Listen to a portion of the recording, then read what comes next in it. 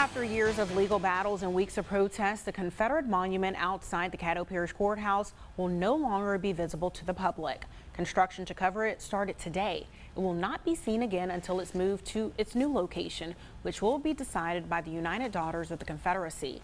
The parish reached a settlement with the UDC for its removal. It's tentative. It was announced 2.5 years ago that it will be removed. So I'm of the mindset that I'll believe it when I see it.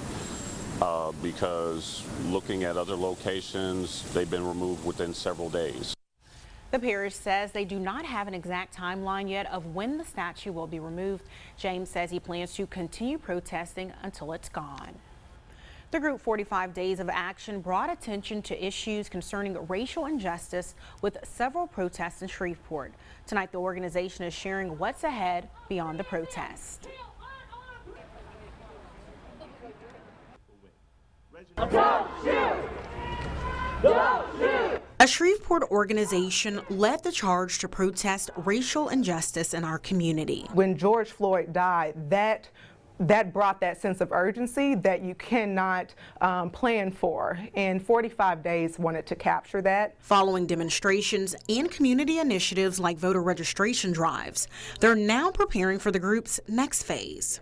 It is not sustainable to expect for us to demonstrate and protest for years and years. It's got to translate into institutions. Omari Hossain says they're calling it Phase 2, and it will kick off in August with the Community Congress. When we're talking about police accountability, who in addition to the police chief holds the power, right? Who are the decision makers who maybe are in charge of police officer discipline, really identifying who that is, not just when it comes to police brutality, but across the map. During their 45 Days of Action, the group focused on educational inequities and economic justice, and those efforts will continue. There are nonprofit organizations and agencies that are built to close the gap when it comes to poverty, that are built to address academic achievement gaps, that are here.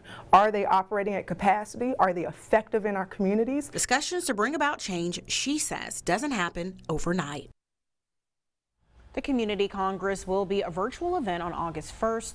It's from 10 a.m. to 2 p.m. and all local elected officials are invited. They're going to discuss the progress made during their 45 Days of Action and what they'll focus on next. And now,